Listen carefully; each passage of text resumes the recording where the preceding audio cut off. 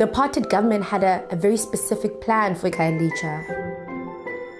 These are people we don't care about, let's just put them in the bundus. Khayelitsha is still treated by our society as something temporary. Facilities have not historically been invested in. The KYCC, that's actually a very exciting project for us. It's been an almost 6-year journey from those first tentative steps to look for a home, a place to have an office. But it started to become more than just an idea. It started to become a process. It started to become a team.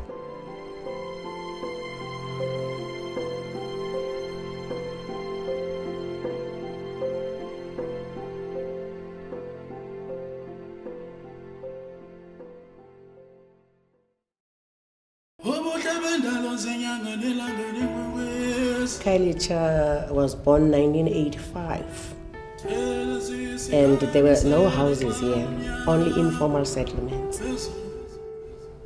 There were no schools here, no schools, no clinics, nothing. People were suffering. They used to come with big trucks, and you must go there with your family and everything. I still have my t-shirts saying, "We are not going to Khayelitsha." But we did come here by forced removals. Khayelitsha was found, like a lot of townships in Cape Town, during the Group Areas Act. It's 30 kilometers away from the city. It was structured that it's so far away from the city.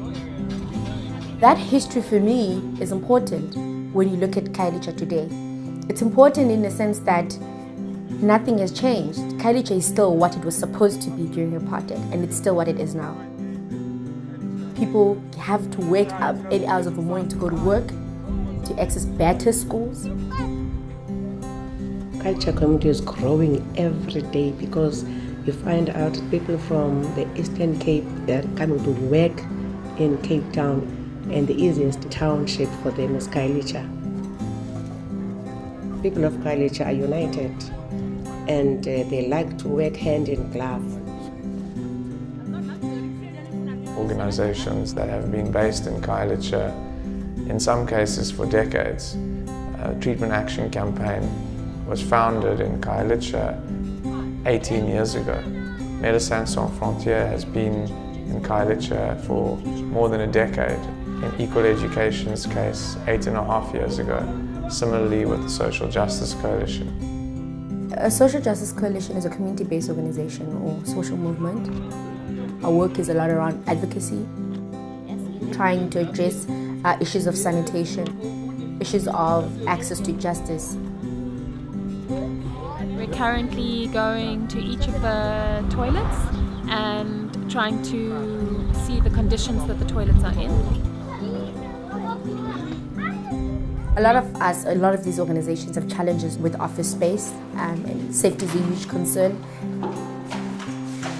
And the spaces that we're in obviously limit our capacity as movements to grow. So this was our office. So we had 25 people in this whole place. Which is about 70 square meters. Yeah. So it was quite good.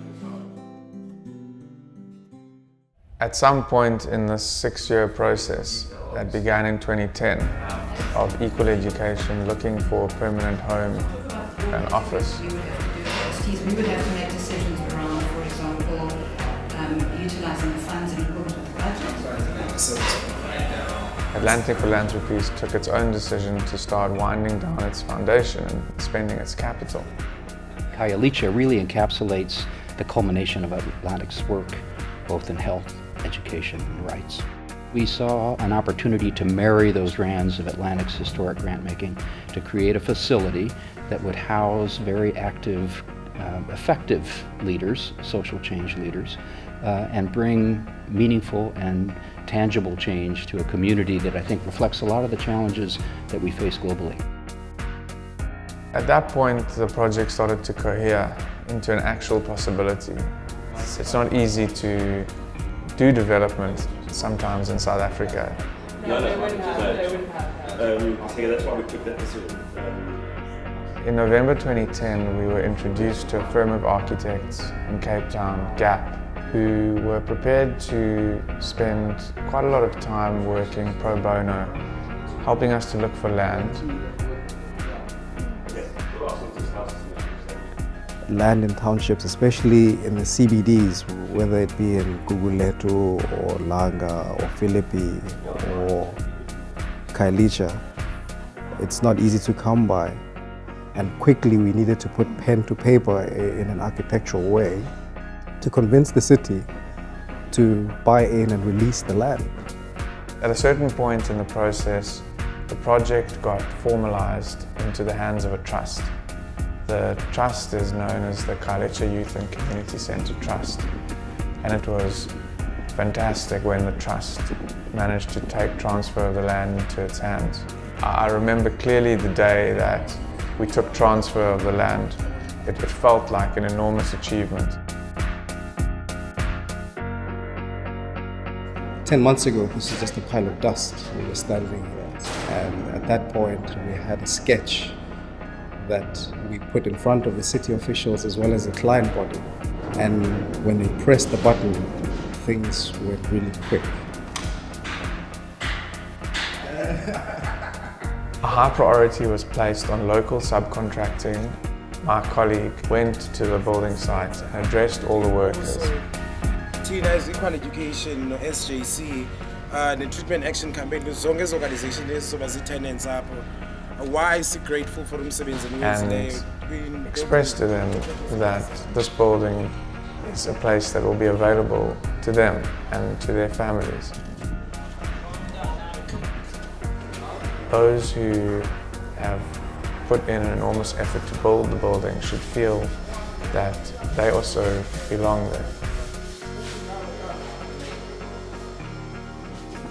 There's a group of artists who are self-proclaimed Africanists, and they want to stamp a new identity.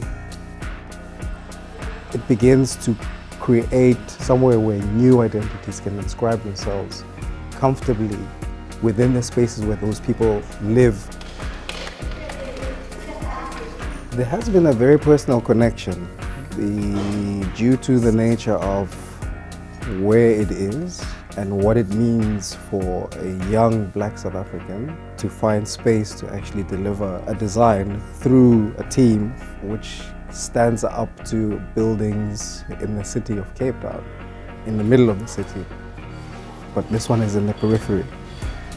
The design is intended to be sustainable, to be open and friendly and oriented towards the community. The space is very practical and yet elegant and responsive to community's needs.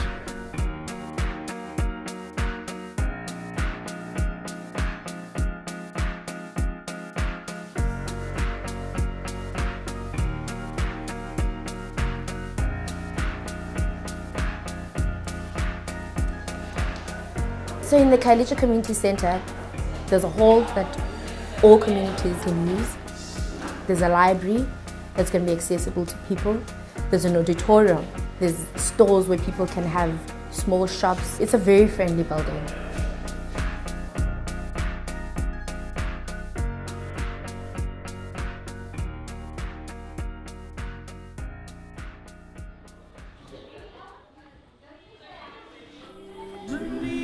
Very excited. We're moving today. Yeah? Yeah. The day is actually arrived. Okay, in this building we have a very congested place for all the departments, so I hope it will be very nice in the new building, as I can see already. It's a big day. It's a very big day.